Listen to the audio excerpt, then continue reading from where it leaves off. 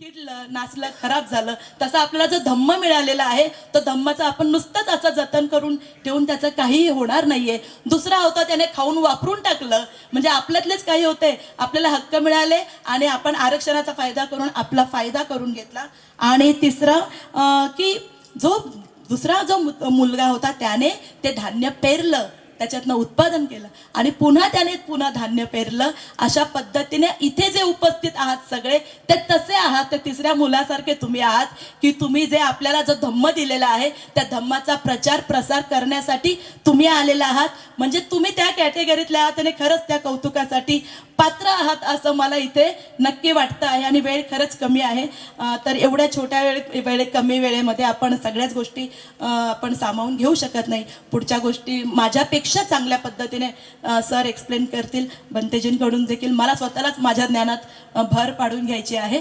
तर एक जंगलाला एकदा आग लागली आणि एक चिमणी त्या तलावातून पाणी आणून टाकत होती, आग विझवण्याचा प्रयत्न करत होती. तो जो दुसरा प्राणी म्हणाला, काय तू वेडी आहेस का, काय आग विझणार आहे का? तेव्हा ती म्हणाली काय, जेव्हा जंगलाला आग कोणी लावली, तो जो इतिहास जेव्हा लिहिला जाईल ना तेव्हा आग लावणाऱ्यांच्या यादीत माझं नाव नसेल, पण ज्यांनी आग विझवली ना त्या यादीत माझं नाव असेल. आणि त्या यादीत तशाच यादीत तुमचं नाव नक्की असणार आहे याची मला अतिशय खात्री आहे. आणि विहारांचं जे काम आहे आता ते म्हणजे आपण धार्मिक चळवळ वेगळी, सांस्कृतिक वेगळी, राजकीय वेगळी, शैक्षणिक वेगळी, अशा वेगवेगळ्या फळ्या तयार करू शकत नाही. त्या एकत्रितरित्याच काम करू शकतात आणि त्या अनुषंगाने पुढे पाऊल टाकणं खरंच गरजेचं आहे. आणि खरंच तुम्ही इतक्या दूर आले आहात ही खरंच खूप कौतुकाची गोष्ट आहे. मला बोलावलं, मोड सरांचे आणि संपूर्ण आयोजकांचे मी आभार मानते आणि वेळेचं औचित्य पाळून मी इथे थांबते. जय भीम, जय भारत. खूप खूप धन्यवाद मॅडम, खूप खूप धन्यवाद. हॅलो, खूप खूप धन्यवाद मॅडम. आपण खूप लांबून आलात या ठिकाणी आणि आम्हाला मार्गदर्शन केलं त्याबद्दल आम्ही आभार मानतो. यानंतर आपल्याकडे जी ग्रेट पर्सनॅलिटी आहे आणि जे आपल्या गेली अनेक वर्षापासून संपर्कात आहेत आणि या आजच्या कार्यक्रमाचे प्रमुख वक्ते आहेत डॉक्टर रवी मनोहर सर. रवी मनोहर सरांचा आम्ही थोडक्यात परिचय करून देतो. प्रथमतः डॉक्टर अनुप्रिया खुबरागडे मॅडम आणि रवी मनोहर सरांचं स्वागत राहिलं होतं. आम्ही शब्दसुमनानं स्वागत करतो, तुम्ही या ठिकाणी आलात त्याबद्दल. रवी मनोहर सर हे स्वतः IIT मुंबई या जगन्मान्य संस्थेमधून PhD आहेत. ते स्वतः इंजिनियर आणि इंजिनिअरिंगमध्ये त्यांनी PhD केली आहे. त्याचबरोबर ते PDF IIT कानपूर या ठिकाणी सुद्धा त्यांचं बरंचसं काम झालेलं आहे. व्हिजिटिंग सायंटिस्ट आहेत. त्याचबरोबर BN कॉलेज भिवंडी या ठिकाणी सर अनेक वर्षापासून सिनियर प्राध्यापक म्हणून काम करतात. आणि त्यांचा विशेष परिचय म्हणजे कोरोना काळामध्ये जे काही तुम्ही ऑनलाईन भंतेची लेक्चर्स आयोजित केली होती ते कोऑर्डिनेशनचं काम रवी मनोहर सरांनी अतिशय चांगल्या पद्धतीने केलं होतं. त्याचं डिझाईन किंवा ही जी काही सेमिनरी आहे ह्या सेमिनरीचं ही इमारत नव्हती त्यावेळी सरांनी इथे विटा आणि सिमेंट पडलं होतं, त्याची शूटिंग करून सरांनी लोकांना आवाहन करण्यासाठी खूप चांगली अशी एक छोटीशी क्लिप बनवली होती आणि त्याबद्दल सरांचं मी या ठिकाणी जाहीर धन्यवाद मानतो. आणि आपण सर्वांच्या वतीने विनंती करतो सर आपल्या वक्तव्याला सुरुवात करावी. Hello, yes, thank you. मला हे बघायचं आहे त्याच्यामुळे बसून ऑकवर्ड फील करत आहे. बनते विमल कीर्ती जे मी त्यांना नेहमी ऐकत असतो आणि त्यांच्यासमोर बोलणं थोडंसं भीतीवरून वाटते. आणि त्यांचा एवढा मोठा अभ्यास आणि मी त्यांच्या बाजूला बसून बोलणे म्हणजे मला खरंच ऑकवर्ड फील होत आहे. संचालकांनी मला काही पॉईंट्स दिलेले आहेत त्यावरच बोलायचं, त्यावरच नाही म्हणजे सुचवलेले आहेत. But I feel something different. When I came from Kalyan to here, we had some discussion, healthy discussion. And Bhante तर धम्म सांगतात, पण मला आज थोडंसं वेगळं सांगायचं आहे. म्हणजे आपण जी A for ॲपल ऐकण्याची आपली सवय झालेली आहे तर त्याच्यामुळे थोडंसं समाजात इग्नोरन्स येऊन जातं. आपण ए फॉर ॲपल किती वेळ ऐकणार, त्याच्यामुळे त्याच्यानंतर थोडंसं इग्नोरन्स येऊन जातं. याचं प्रॅक्टिकल एक्झाम्पल आहेत की आपण जाताना आपलं काही मोटिवेशन असतं, पण तेच मोटिवेशन आपल्या सोबतच्यांचं, आपल्या मुलांचं, आपल्या पत्नीचं किंवा आपल्या नवऱ्याचं नाही आहे, कारण की दे फेड अप. ही ह्युमन सायकोलॉजी आहे, दोष नाही आहे, ह्युमन सायकोलॉजी आहे. एका लहान मुलानं तुम्ही एक गोष्ट एकदा सांगू शकता, दोनदा सांगू शकता, तिसऱ्यांदा सांगितले की तो दुर्लक्ष करेल. हे काहीतरी तुम्हाला असंबंधित वाटत असेल, मला संबंध जोडायचा आहे. तर मी काही डेट्स वाचून सांगेल. इसवी सन पूर्वी, म्हणजे डेट्सबद्दल थोडंसं वेगळे डेट्स हिस्ट्रीमध्ये आहेत. आय टूक वन रेफरन्स. तर इसवी सन पूर्वी म्हणजे ख्रिस्त काळाच्या पूर्वी. तर ही गणना जी आहे ती उलटी सुरू होते. तर इसवी सन पूर्वी 483 वर्षापूर्वी बुद्धांचा महापरिनिर्वाण झाला. तर तेव्हापासून तर 300 वर्षापर्यंत त्यांचे अनुयायी जे आहेत ते प्रसार करायचे. पण राईज जो झाला बुद्धिझमचा, धम्माचा जो राईज झाला तो 321 ते 185 इसवी पूर्वी, म्हणजे मौर्य समाज या याच्यात हा सुवर्ण काळ होता. तर सम्राट अशोक, चंद्रगुप्त हा तो काळ होता जिथे राईज झाला. आणि त्यानंतर इसवी सन 320 ते 550, हे मी इसवी सन म्हणत आहे हां, इसवी सन 320 ते 550, आता वाढत चाललं आहे, आकडा वाढत चालला आहे. हा फॉल होता, हा गुप्त काळ होता, हा फॉल होता. आणि त्यानंतर हॅमरिंग झालं इसवी सन 1000 ते 1300. आपल्याला आकडे लक्षात ठेवण्याची गरज नाही आहे. हा इस्लामिक आक्रमण होता. तर इथे पूर्णपणे आपले नालंदा युनिव्हर्सिटी ही झाली. So this was the period of fall. आणि नंतर 1956 इथे फक्त एका व्यक्तीने पुन्हा धम्मक्रांती आणली, धम्म दीक्षा घेतली. आपल्याला बुद्ध धम्मात जायचं असेल तर 1956च्या पूर्वी डायरेक्ट प्रोसिजर नव्हती, संघात जावं लागत होतं आणि संघाचे नियम फार कठीण होते.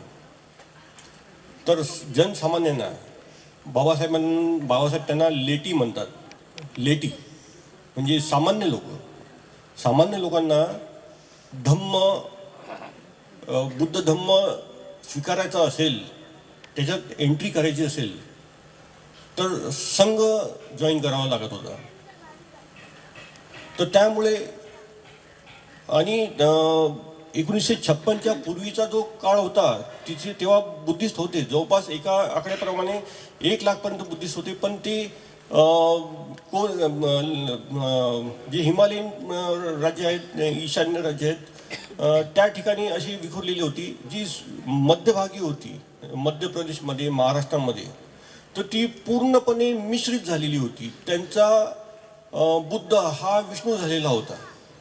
जो अटॅक होता, जे पॅरामीटर्स होते, जी स्ट्रॅटेजी होती, ब्राह्मणांना बुद्ध संपवून हिंदुत्व किंवा ब्राह्मण धर्म जो आणायचा होता, त्यासाठी त्यांनी स्ट्रॅटेजी यूज केली, वेगवेगळी स्ट्रॅटेजी यूज केली. शब्द ॲडॉप्ट केले, कृत्या ॲडॉप्ट केल्या, दान आणि बाकीचे जे आपले स्पिरिच्युअल प्रॅक्टिसेस होत्या त्या ॲडॉप्ट केल्या आणि ते मिश्रित करून धम्म जो आहे तो संपवण्याचं काम केलं. 22 प्रतिज्ञा बनवण्याचं कारण काय, याचं गांभीर्य काय म्हणते नेहमी सांगतात. पण जर का इतिहास नाही पाहिला तर त्या 22 प्रतिज्ञा देण्याचं कारण काय होतं. बाबासाहेबांना धम्मदीक्षा म्हणजे काय अपेक्षित होतं, एक्झॅक्टली काय अपेक्षित होतं, ज्या पॅरामीटर्सवर त्यांनी धम्म संपवला, तर त्याच पॅरामीटरवर आपण ती धम्मदीक्षा घेतली पाहिजे. म्हणजे हे नाही करायचं म्हणजे नाही करायचं आहे. आम्ही द्वेष करत नाही आहे. तुम्ही फॉलो करा, तुमचा देव आहे, तुम्ही फॉलो करा. पण ज्यामुळे बुद्ध धर्माचा ऱ्हास झाला, आम्ही ते कारण नाही करणार. त्या 22 शब्दांचा तो अर्थ आहे की आम्ही ते नाही करणार. First aids are the denial, आम्ही नाकारतो, आणि नंतरचा जो आहे तो आम्ही स्वीकारत आहे. धम्मातल्या ज्या शिकवणी आहेत त्या आम्ही स्वीकारत आहे. मला इथे जो सांगायचा आहे, मी विषय वेगळा घेऊन आलो होतो. नवबुद्ध कोण, पारंपरिक बुद्ध कोण, आणि नंतर ते आपला जो डोक्यातला जो किडा आहे जातीयतेचा, तो किडा एवढा भयंकर आहे की बुद्ध धम्मदीक्षा घेऊन आपण सोमस झालो, लाडवण झालो, आणि ते काय काय म्हणजे त्यातील जाती पाडल्या. तो किडा आहे, जातीचा किडा, तो आपण सोडला नाही. आपल्या मानसिकता आहे, आणि natural, I am not blaming, human psychology आहे, तो तिथे जे करतो ते इथे तेच करेल. आताचा पिरियड हा धम्मासाठी राईज आहे की फॉल आहे? I would like to ask same question to the Bhante, and I will appreciate if he enlight to the answer. Is it rise or fall of the Dhamma right now? Because Babasaheb did the धम्मक्रांती, बाबासाहेबांनी धम्मक्रांती केलेली आहे. 56 मध्ये ती धम्मक्रांती केलेली आहे. Masses converted to Buddhism, बॅचच्या batch झाली, आणि तो ॲक्शन प्लॅन होता.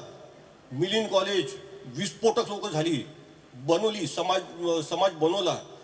आपण सगळे इथे चांगले कपडे घालून आलेला आहे, गाडीमध्ये आलेला आहे, रक्ताचं पाणी करून मुवमेंट चालवल्या, आपल्याला इन्फ्रास्ट्रक्चर दिलं.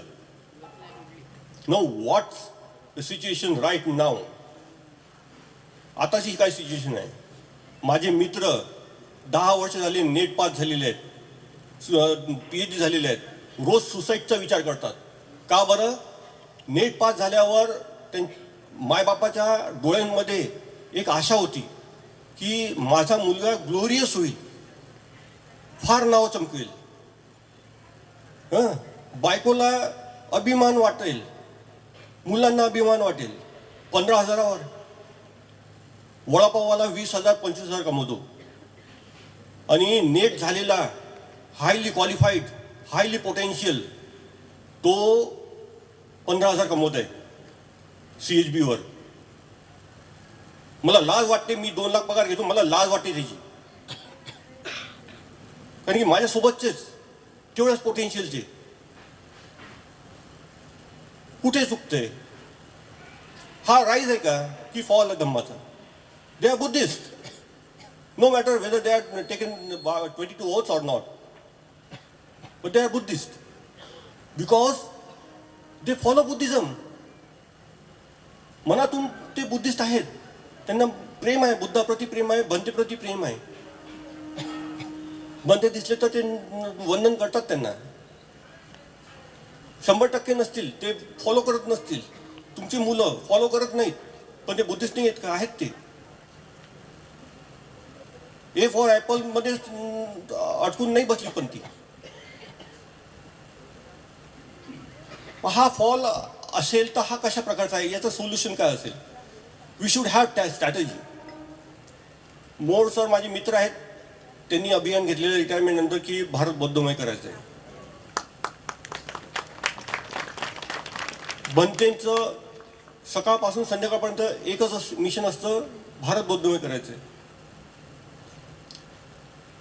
But my suggestion is we have heterogeneous masses society. We are heterogeneous society. We have to make strategy. आपण प्रत्येक ठिकाणी फेल होत आहे. We should have some strategy to gain the today's psychology. आजची जी मुलं आहेत ते व्हॉट्सअप मीडिया, त्यांच्यावर फार भयंकर अटॅक होत आहे. आता अटॅक करणारा फक्त एक नाही आहे. आता ब्राह्मणांना 2 स्तंभ आहेत, आंबेडकरिझम आणि बुद्धिझम. पण आपल्यावर हे दोघांचेच आक्रमण नाही आहेत, भरपूर आक्रमण दुसरे पण आहेत. हा स्प्रेड झालेला आहे. मग आपलं कसं टिकून ठेवायचं आहे? तर ऑर्गनायझेशनचे बेनिफिट, ब्राह्मण सक्सेसफुल आहेत, त्यांची ऑर्गनायझेशन सक्सेसफुल आहेत. का सक्सेसफुल आहेत? ते का मनाने खूप चांगले आहेत म्हणून एकत्र येऊ शकतात? नाही, त्यांचं प्लॅनिंग आहे, ते स्टॅटिस्टिक्स आहे. ते एकत्र येतात, फायद्यासाठी येतात, पण ते सक्सेसफुल आहेत. त्यांच्या संस्था सक्सेसफुल आहेत, त्यांचं एंटरप्रिनरशिप सक्सेसफुल आहे. त्याचं कारण आहे की त्यांना स्ट्रॅटेजी आहे प्रत्येक वर्गासाठी. त्यांची मंदिरं, त्यांचे हे सगळे त्यांचे स्टॅटिस्टिक्सनी चालतात.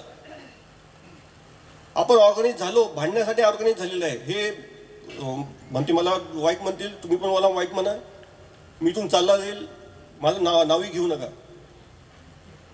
आपण एकत्र येतो ते फक्त भांडण्यासाठी. आपला अहंकार, आपली पोझिशन, इथे भाषण नाही देऊ दिलं तर मी येणार नाही, हा पण आपला अहंकार आहे. ऐकायच्यासाठी नाही येत आहे आपण. आपण ऑर्गनायझेशनमध्ये स्टॅटिस्टिक्स देत नाही. आपले विहार जे आहेत ते आयडियल असले पाहिजे. तिथे आजच्या काळाला जी गरज आहे त्या गोष्टी असल्या पाहिजे. इथे टेलिस्कोप असला पाहिजे जेणेकरून मुलं येऊन ते आकर्षणाने पाहतील.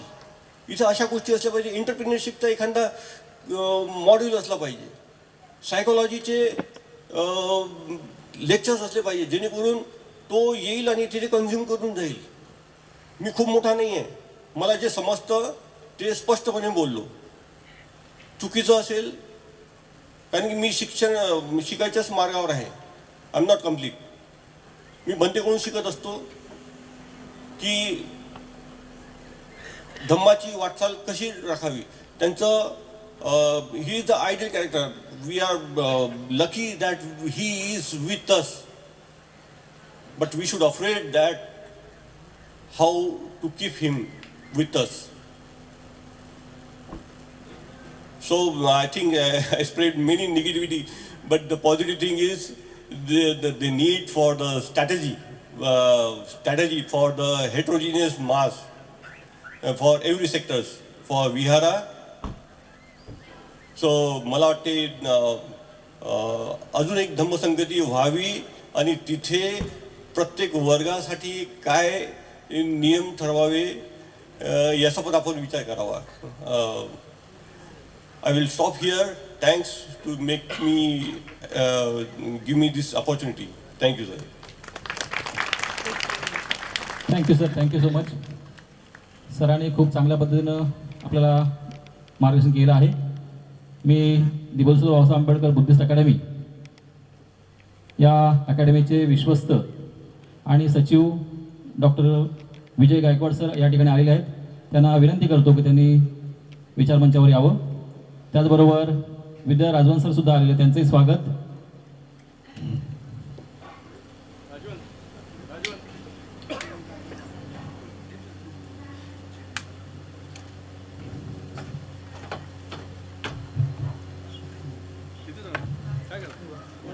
मी थोडक्यात विजय सरांचा परिचय करून देतो.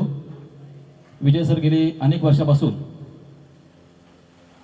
दिबोलसो बाबासाहेब आंबेडकर बुद्धिस्ट अकॅडमी ही जी काही संस्था आहे या संस्थेच्या माध्यमातून महानाग चाललं तर खूप चांगल्या पद्धतीने संघटन आणि कोऑर्डिनेशन करू शकतात.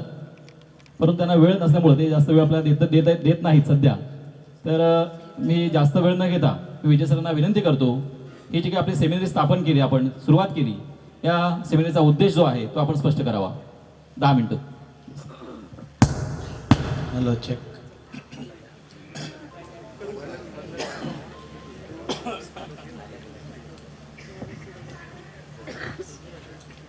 तथागत भगवान गौतम बुद्ध, बोधिसत्व डॉक्टर बाबासाहेब आंबेडकर, राजर्षी शाहू छत्रपती शिवाजी महाराज यांच्या विचारांना विनम्र. खूप ताप होता आणि कार्यक्रमाला यायचं होतं. मग मी शेवटी घरी गेलो त्यांच्या. ते आणि शांतीपाल सर एकत्र येणार होते, तर त्यांना घेऊन मी आलो या ठिकाणी. त्यामुळं थोडंसं ट्रॅफिकमुळं थोडासा वेळ झाला, पण वेळेत आलो. संतोषजी थँक्यू.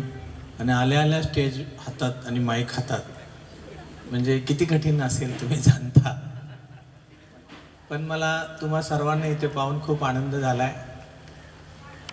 कारण आम्ही जी 10, 15, 20 मंडळी ज्या पद्धतीने काम करत होतो आणि बाबासाहेबांनी जे स्वप्न दिलेलं आहे ते स्वप्न घेऊन जगत आहोत आम्ही. आणि आम्ही नाही म्हणत, आपण सर्व जगत आहोत. मुंबई, पुणे, कोल्हापूर, सातारा या ठिकाणाहून या ठिकाणी अनेक मंडळी आलेले आहेत. ते पण या स्वप्नांचा पार्ट आहे, ते पण या स्वप्नाचा भाग आहे. मी माझ्यासमोर बघतोय, सुरेंद्र आहेत, अनेक मंडळी आहेत, मोहन आहे. गेली 20-25 वर्ष, अगदी लहान असेल मी 10-15 वर्षाचा, तेव्हापासून भंतेंच्या सोबत काम करतोय. आणि बाब अशी आहे की आज आपण या प्रांगणात येऊन बसलोय. या प्रांगणामध्ये बसताना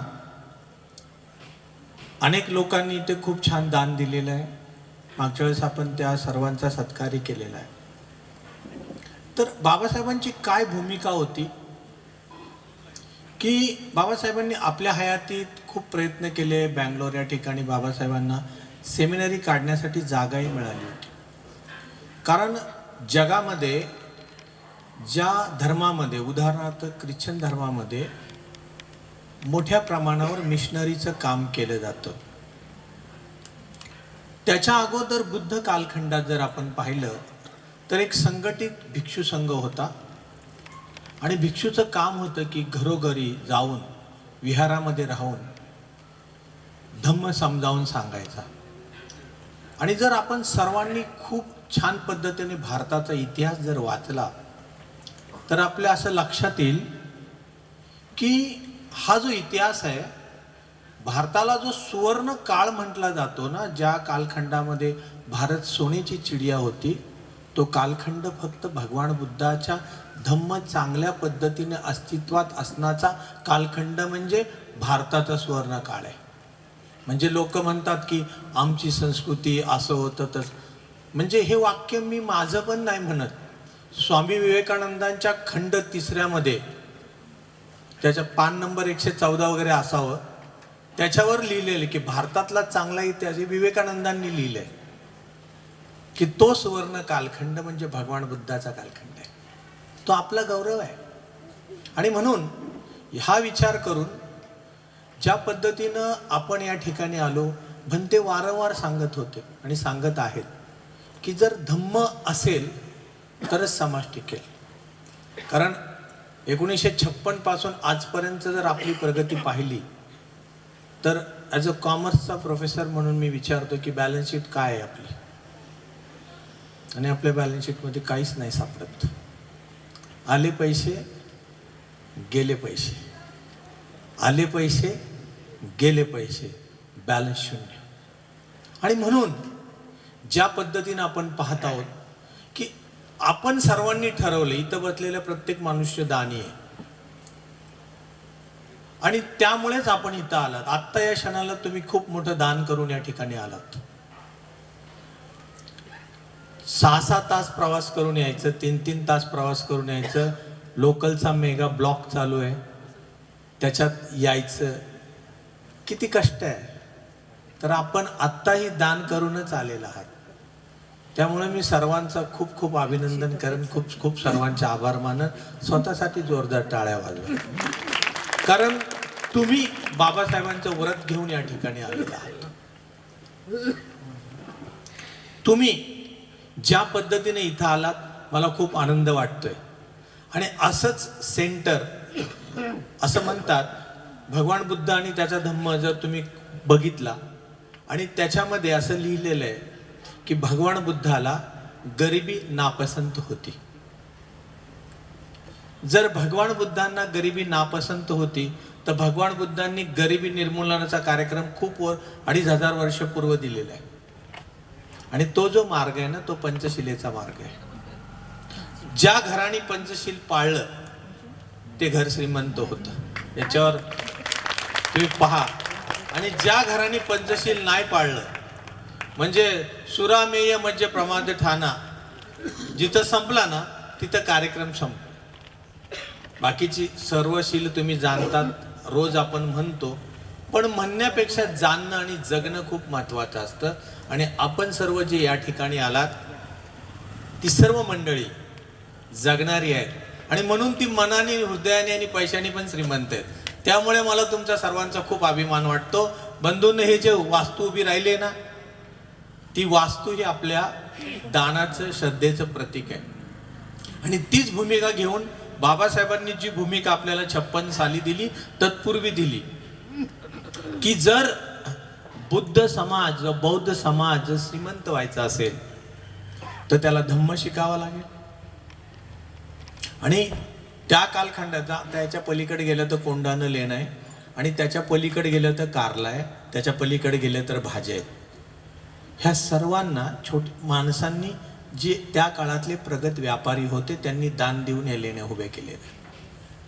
आणि आज आपलं हे जे शाक्यमुनी विद्यासना सदिंबकाराम जे उभं राहिलेलं आहे, ते तुमच्या आमच्या माध्यमातून बोले.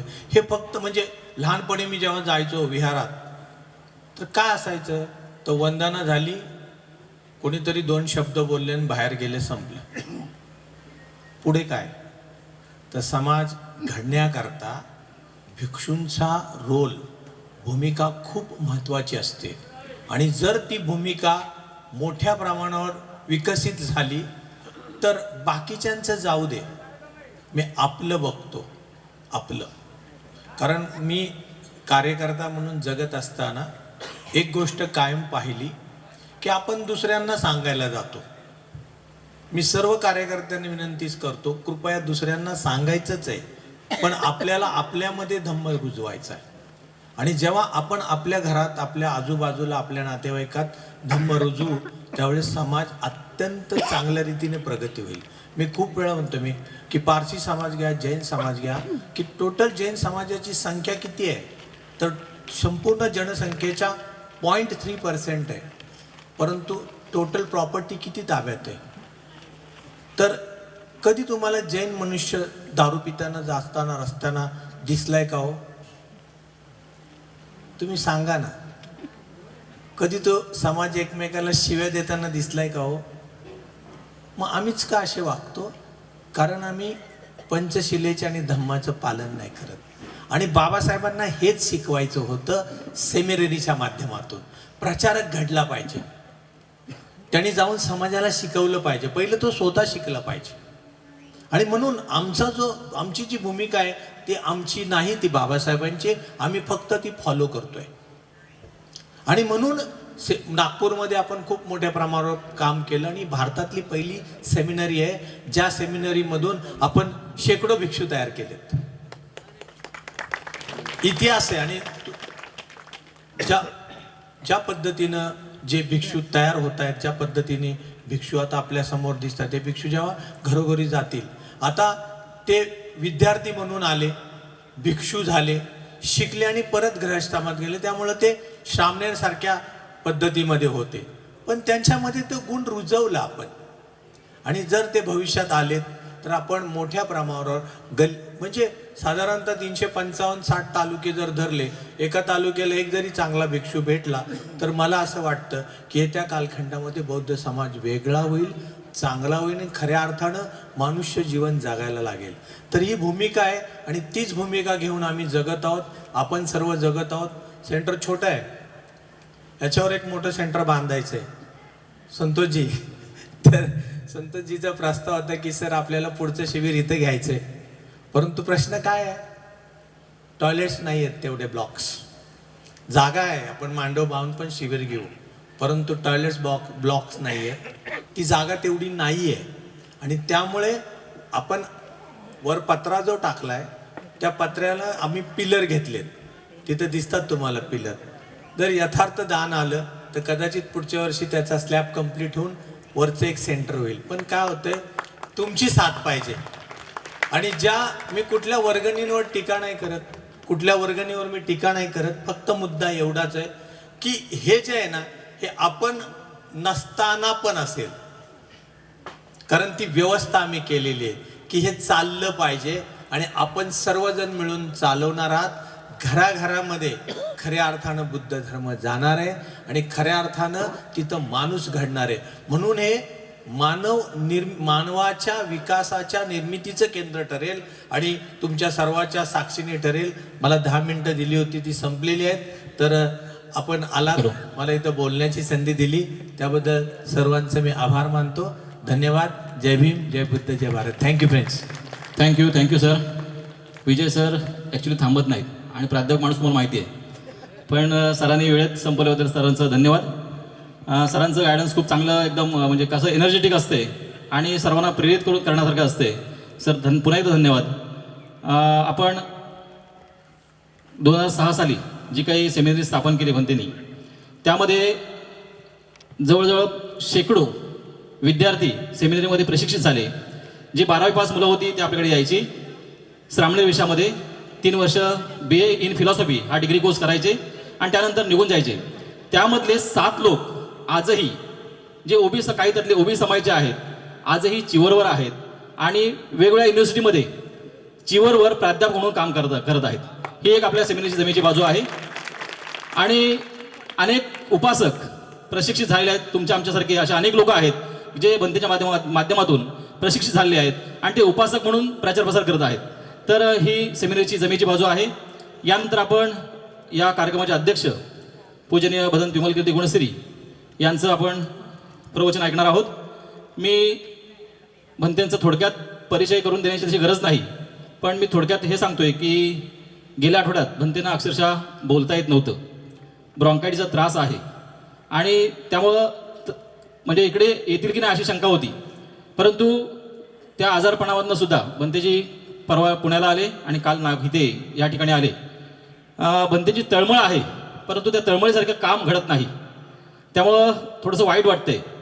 आम्हाला सुद्धा वाटतंय की आपण काय कुठे कमी पडतोय का, कारण त्यांच्याकडे वेळ खूप कमी आहे। जसं डॉक्टर रवी मनोहर सरांनी बोललं की बस भन्तेजी आपल्यामध्ये अनेक दिवस असणं गरजेचं आहे।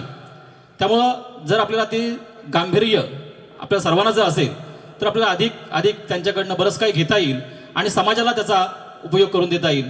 तर आपण सर्वांच्या वतीनं मी पूजनीय भन्ते विमलकीर्ती गुणश्री यांना विनंती करतो की त्यांनी आम्हाला धमदच द्यावी। धन्यवाद।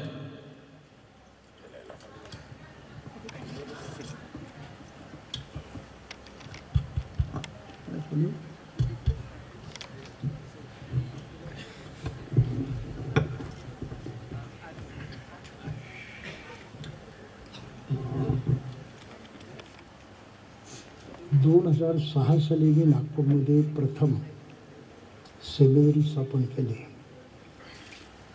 त्यापूर्वी 7-8 वेळा प्रयत्न केले आणि त्यामध्ये माझ्या आयुष्याची जवळजवळ 25-30 वर्ष गेली, परंतु कुठे सेमिनरी स्थापन होऊ शकले नाही। मोठा धोका खावा लागला। अर्थात तेव्हा मी ग्रस्त होतो। ते एक महत्त्वाचं कारण असेल की कोणाला काही ह्या कल्पनेची या कार्याची फारशी इज्जत करावी असं वाटलं नसेल।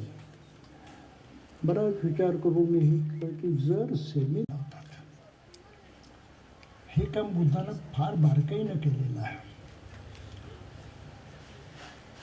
जेव्हा राजपुत्र ग्रात्याग केला तेव्हा राजगृहाला गेली असताना बिंबिसारानं, आता त्याचा नातेवाईक होता तसा, पुन्हा राजघराण्यातला राजपुत्र म्हणून त्याला विनंती केली की तू इथेच राहा, माझा आचरांचे घे।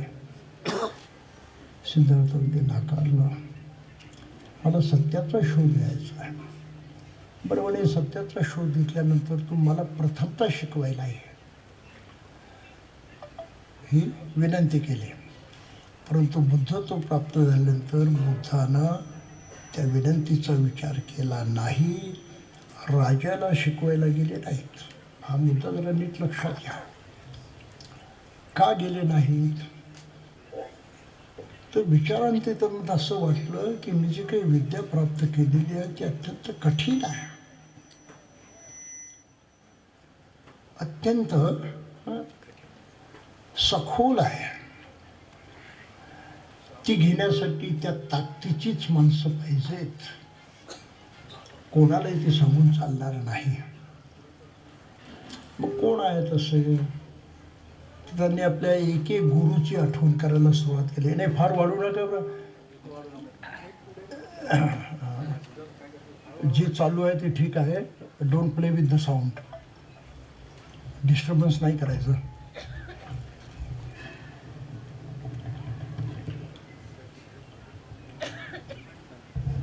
लोकांचे कान बधीर होईल इतका मोठा आवाज अजिबात नको. पण ते गुरु सर्व गेलेले होते. मग त्यांनी विचार केला की माझी विद्या घेण्यास पात्र कोण आहेत. आणि त्यांना आठवलं की मी जेव्हा तपश्चर्या करत होतो तेव्हा 5 भिक्षू माझ्याबरोबर राहत होते. त्यांना मोठी आशा होती की मला काही प्राप्ती होईल, जिज्ञासा होती.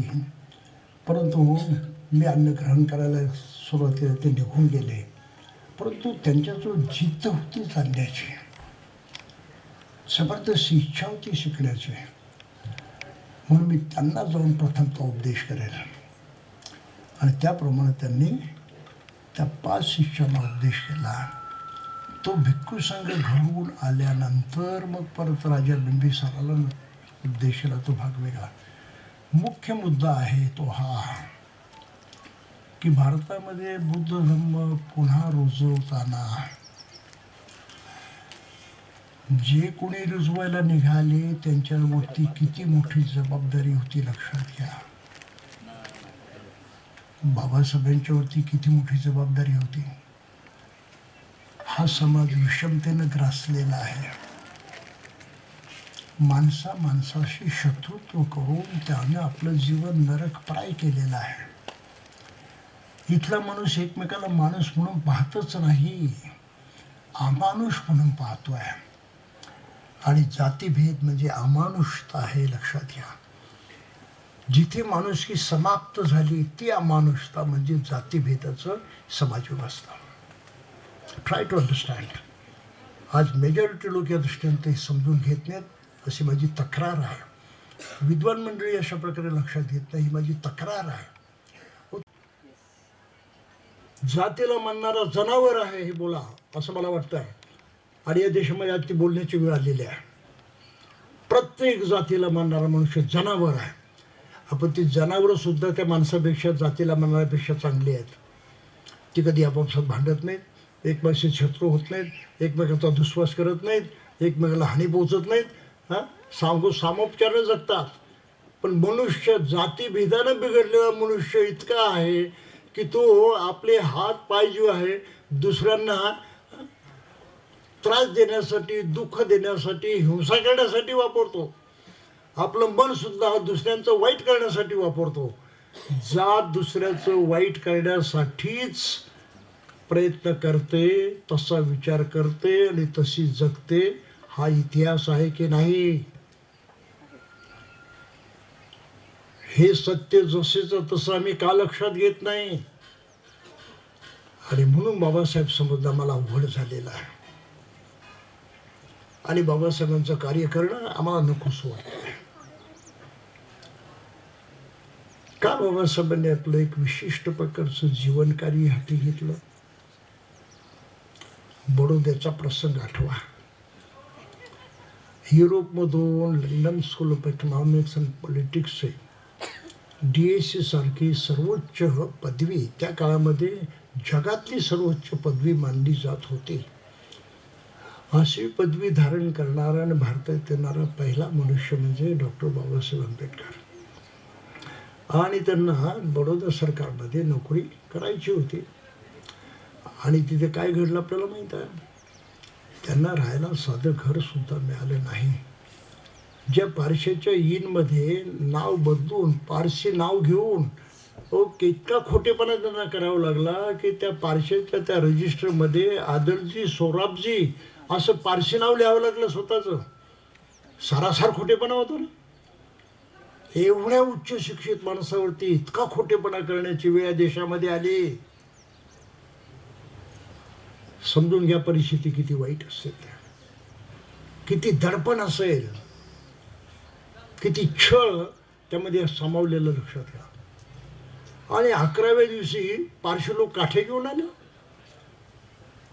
पुढचा प्रसंग आपल्याला माहिती होतो, सांगत नाही. त्यांनी त्याच्यापासून मदत मागितली की मला फक्त माझं सामान हलवण्यासाठी मदत द्या. दिवसभर भटकले, सगळीकडे व्यवस्था केली, कुठेही त्यांना राहायला जागा मिळाली नाही. हा इतिहास माहिती आहे आपल्याला. मग त्या बागेमध्ये येऊन ते ढसढसा रडले की माझ्यासारखी योग्यता, लायकी, मोठेपण असणाऱ्या माणसाला सुद्धा या देशामध्ये माणूस समजलं जात नाही. आणि माणूस म्हणून स्वतःच्या बळावरती जगण्याचा त्याचा अधिकार सुद्धा दिला जात नाही, तो नाकारला जातो. हे मर्म आजही लोक नीट लक्षात घेत नाहीत बाबासाहेबांच्या जीवनात. जातीच्या नावानं तुम्हाला ज्या ज्या गोष्टी नाकारल्या जातात त्या नुसत्या वरवरच्या समजू नका. त्यामध्ये तुमचा जगण्याचा अधिकार नाकारला जातोय. तुम्ही माणसासारखं जगायचं नाही, ही तिच्या पाठीमागे होऊन असते. हे तो उघड शत्रुत्व आहे, उघड शत्रुत्व आहे. म्हणून जातीभेदानं पछाडलेला समाज हा शत्रुत्वानं पछाडलेला समाज आहे. हे जरा लक्षात घ्या. ही गोष्ट बाबासाहेबांनी लक्षात घेतली आणि काय प्रतिज्ञा केली, हे मी उद्ध्वस्त करीन. माझ्यासारख्या उच्च शिक्षित माणसाची जर अशी दशा, तर माझ्यासारखे करोडो जे आहेत ज्यांच्याजवळ काहीच नाही, त्यांचं काय होत असेल. आणि ह्या विचारावर त्यांचा सात्विक संताप उफाळून आला. चीड निर्माण झाली प्रखर की नाही, हे नष्ट केलंच पाहिजे. आणि त्यांनी आपल्या सर्व जीवनाच्या पुढच्या चांगल्या भल्या वाईटावरती लाथ मारली आणि ह्या आगीमध्ये स्वतःला झोकून दिला. काय म्हणून, जातीभेद मुळासकट उखडून टाकायचा आहे. जातीभेद मुळापासून उखडून टाकायचा आहे. हा बाबासाहेबांच्या जीवनातला सर्वात महत्त्वाचा संदेश आहे. जातीभेद मुळापासून उखडून टाकायचा आहे. बाबासाहेबांना मानणारा समाज आज याचा विचार करतोय का? मला फार क्लेश होतात, मला फार वाईट वाटतं, फार दुःख होतं त्या गोष्टीचं. तुम्ही शिकलात, पुढारलात, मोठे झालात, चांगलं जीवन जगायला लागला, आणि बाबासाहेबांचा असा विचार तुम्ही करू शकत नाही. Annihilation of caste. Why don't you give up your caste? का? ओ आज महाराला महार म्हणूनच राहावं लागतं. शेड्यूल कास्ट म्हणण्यास त्याला भूषण वाटतं, मांगाला मांग राहावं असं वाटतं, चांभारला चांभार. हे अछूत लोकांच्या डोक्याचं झालंय काय? कळत नाही ते स्वतःची किती बदनामी करून घेतात. आणि वरती बाबासाहेबांचं नाव घेतं, आम्ही त्यांना मानतो. अरे बाबासाहेबांनी हे तर सोडायला सांगितलं, तू ते सोडायला तयार नाही. कोणत्या तोंडानं बाबासाहेबांना मानतो? हा माझा सवाल आहे सर्वांच्यासाठी. All Ambedkarians must listen to this. They are betraying Dr. Ambedkar. बाबासाहेबांना धोका देत आहेत ते. जो मागासवर्गीय जात सोडत नाही तो बाबासाहेबांना धोका देतो आहे. Try to understand. विशेष करून शिकलेल्या लोकांनी ते लक्षात घेतलं पाहिजे. जर तुम्हाला जात सोडायची नसेल, गाडायची नसेल, तर बाबासाहेबांचं नाव घेणं सोडून द्या, अशी माझी हात जोडून विनंती आहे. I am very sorry about this. काही लक्षात येत आहे आपलं? बाबासाहेबांचं हे कार्य कोणी करत नव्हतं. मी शाळा कॉलेजच्या जीवनापासून पाहत होतो, विषण्ण होतो अतिशय. शेवटी मी घरदार सोडला. 5-7 वेळा सेमिनरी स्थापन करण्याचा प्रयत्न केला, कारण हे रुजवायचं होतं त्यामध्ये शिकवण. नाही जमलं, धोका खाल्ला सगळीकडे. आयुष्याची 15-16 वर्षे ते एका संस्थेमध्ये गेले, त्यांनी प्रचंड धोका दिला. शेवटी मी हे घरदार सोडलं की काही होऊन करायचं म्हणजे करायचं, थांबायचं नाही. नागपूरला गेलो, तिथे प्रयत्न केले आणि 2006 साली पहिली बुद्धिस्ट सेमिनरी स्थापन केली. त्याचं उद्घाटन नागपूर विद्यापीठाच्या कॉन्व्होकेशन हॉलमध्ये केलं गेलं. 52 विद्यार्थी आले, 26 मुलं आणि 26 मुली. अरे म्हटलं काय योगायोग आहे आपला. प्रारंभच कसा झाला, इक्वॉलिटी बिटवीन सेक्सेस, समानता, स्त्री पुरुष समानतेनेच आपली सुरुवात झाली म्हटलं कॉलेजची. That was a good omen so to say. काही असो, तो सारा इतिहास मी आपल्याला सांगत नाही. तिथल्या विहारामध्ये सेमिनारी सुरू केली. सज्जन चांगली माणसं होती, त्यांनी खूप मदत केली, मनापासून केली. परंतु समाजामध्ये सज्जनांची संख्या मुठभर आहे आणि दुर्जनांची संख्या खंडीभर आहे. त्यामुळं खंडीभर जिंकले आणि आम्हा मुठभर लोकांना गप्प बसावं लागलं. मी सेमिनरी बंद केली, मान्यता प्राप्त कॉलेज बंद केलं, शासनाकडून कॉलेज घेतलं होतं. कारण बुद्ध धर्माचं संस्कार घडवून विद्यार्थी घडले पाहिजे तर माझं ध्येय होतं. आणि पहिल्याच वर्षी माझ्या विद्यार्थ्यांच्या मध्ये ते परिवर्तन मी घडवून आणलं. मी प्रिन्सिपल होतो माझ्या कॉलेजचा आणि ज्या पद्धतीनं पोरांना घडवलं त्यामध्ये घडलेलाच फक्त तो अनुभव आहे. बाहेरच्या लोकांना काही कळायचं नाही. ते जी मुलं आली होती 12वी नंतर ॲडमिशन होतं, 12वी पास, कारण डिग्री कॉलेज होतं ते. आणि जी मुलं आणि मुली आली त्यामध्ये फक्त 3च, मला वाटतं 1 मुलगी, 2 मुलं आणि 1 मुलगी काहीतरी होती, ज्यांना 50पेक्षा थोडेसे जास्त मार्क होते, बट बिलो 60. 60% वाला एकही विद्यार्थी 12वीचा माझ्या कॉलेजमध्ये आला नाही. सारे पास क्लासमध्ये. त्यातला एक तर 1 महिन्यामध्येच परत जायला निघाला. म्हणते जी मी चाललो म्हणे, मी काय राहत नाही. अरे का चालला? हे जमायचं नाही म्हणे मला. काय जमायचं नाही? हे तुम्ही इतकी कडक शिस्त लावलेली आहे ना की बेईमानी करायची नाही. ये तो मुझसे नहीं होगा. तो हिंदी भाषी होता. बोले क्यों नहीं होगा? क्या बताओ भंते जी, आज तक मैंने जितने एग्ज़ाम पास किए वो सब कॉपी करके पास किए. अब तुम्हारी डिसिप्लिन में मेरा क्या होगा मैं समझ चुका हूँ. मैं यहाँ कभी पास नहीं होऊंगा, तो मुझे जाने दीजिए. आज तो माझा विद्यार्थी सांचीच्या कॉलेजमध्ये प्रोफेसर आहे.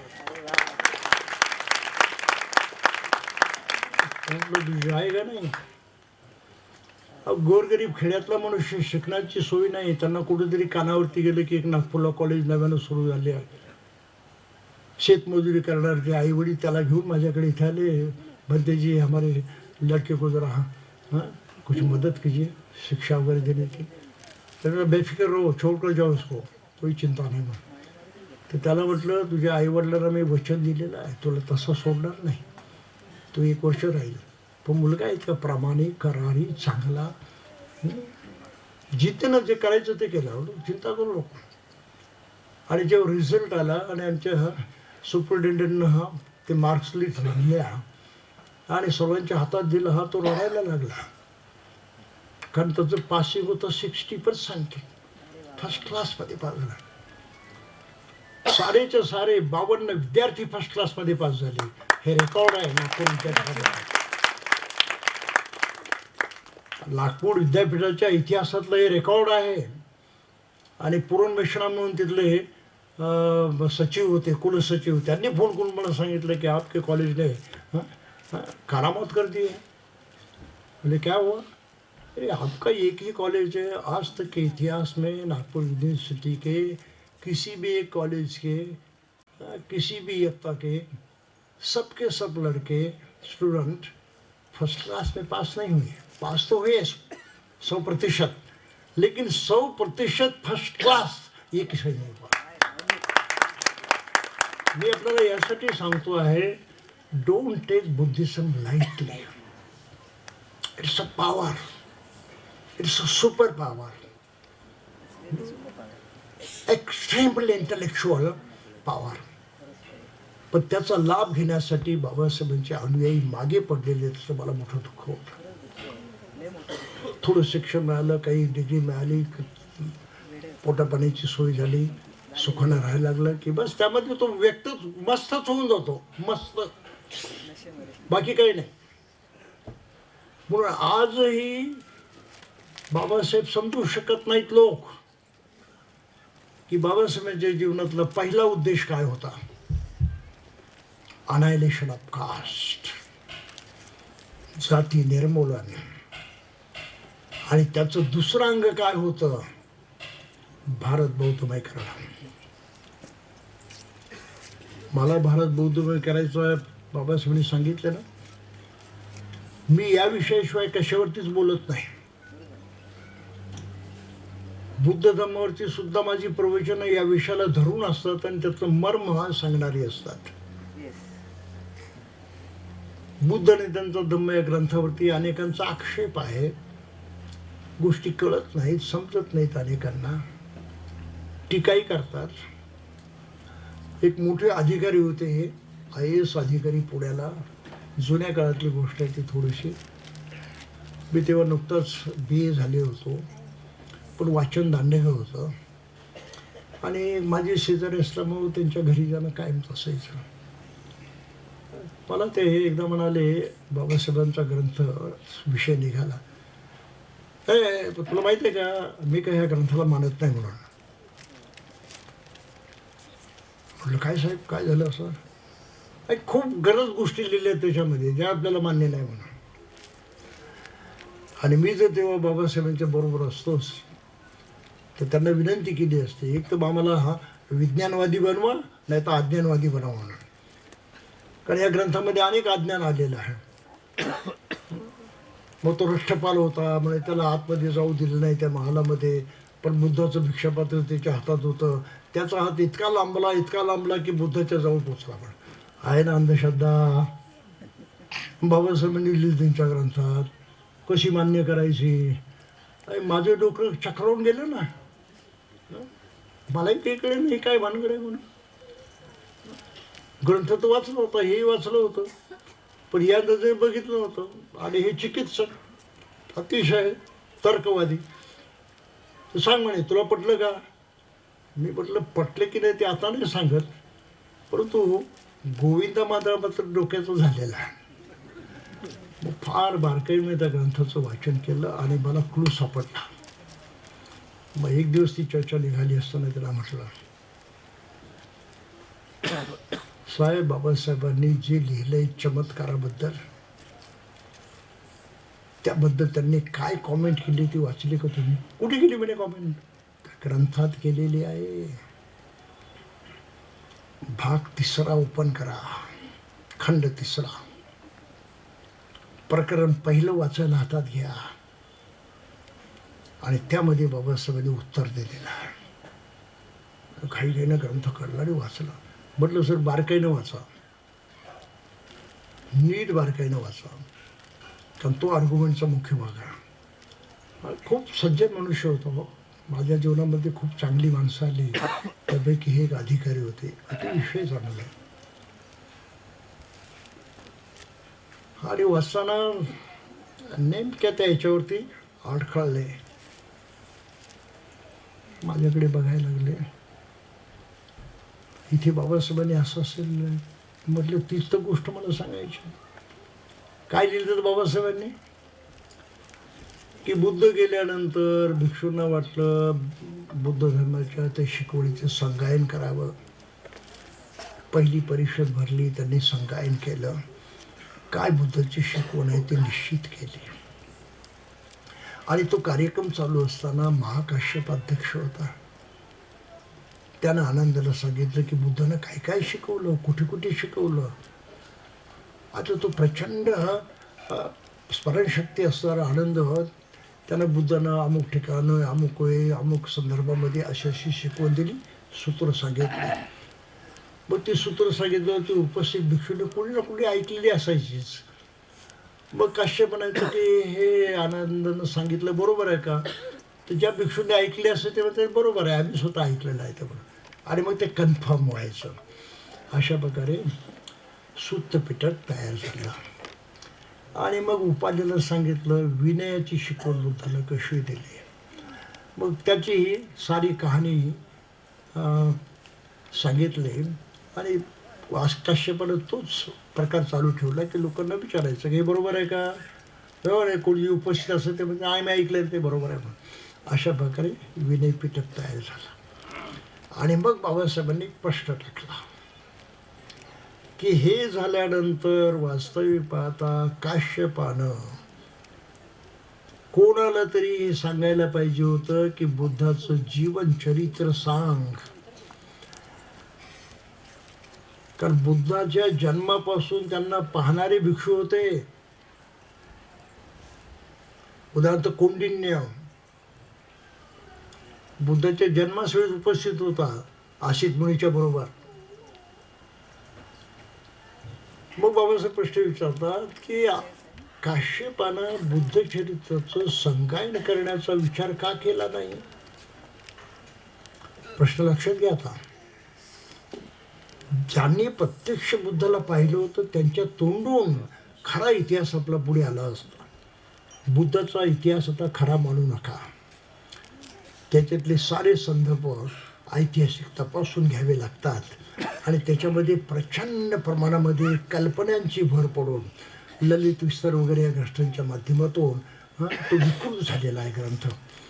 बुद्धचरित्र तर एकदम विकृत झालेला आहे. एनिवे हा प्रश्न उपस्थित केल्यानंतर बाबासाहेब उत्तर देतात काश्यपाला काही बुद्धाबद्दल आदर नव्हता का, बुद्धाच्या चरित्राची काही किंमत वाटत नव्हती का. असं नाही. तो अत्यंत श्रद्धावान होता, अत्यंत प्रामाणिक होता. त्यानं असा विचार केला की बुद्धानं जे सांगितलंय की माझ्या धम्माची जनतेला गरज आहे, बाकी कशाची नाही. स्वतःला त्यांनी बाजूला ठेवलं आपल्या शासनापासून. आणि म्हणून बुद्धानं स्वतःलाच बाजूला ठेवलेलं आहे. तर आपण उपमर्द कसं करायचं, बुद्धाचा अपमान कसा करायचा, बुद्धाची जी भावना आहे त्याचंच आपण जतन केलं पाहिजे. म्हणून त्यानं संगायन काही केलं नाही. म्हणून बुद्धचरित्रात जे काही अनेक काल्पनिक गोष्टी आलेल्या आहेत त्या बाबासाहेबांनी अशातनं स्पष्ट केल्या की त्यानंतर लोकांनी घुसरलेले आहेत. खरं बुद्धचरित्र आज आपल्याला माहीत नाही. आणि मग त्या अधिकाऱ्याने पटलं. म्हटलं मला पटलं म्हणा, इट्स व्हेरी राईट. माझ्या अगोदर का डोक्यात आलं नाही. म्हटलं तो प्रश्न सोडून द्या, पण now is it clear, it's very clear. हा अनुभव मनाशी असताना मग नागपूरला गेल्यावरती त्या ग्रंथावरती मी 170 प्रवचनं दिली, पहिल्या पानापासून शेवटच्या पानापर्यंत. आणि त्याचं मर्म समजावून सांगण्याचा प्रयत्न केला आहे. सांगण्याचं तात्पर्य शेवटी हेच आहे की बाबासाहेबांना भारत बौद्धमय करायचा होता, तर आंबेडकरी अनुयायी बौद्धमय करण्यासाठी काय करतात. मी सरांना हाच प्रश्न देतो, तुम्ही काय करता तेवढं सांगा. What you are doing. Babasaheb जे अनुयायी आणतात ना त्यांचं ऐकता का, त्यांनी जे करायला सांगितलं त्यातलं काय करतात तेवढं तर सांगा मला. कोणी सांगत. म्हणून सेमिनरीची अत्यंत आवश्यकता होती. तशी ती सेमिनरी काही वर्ष चालवली ती शेवटी बंद करावी लागली.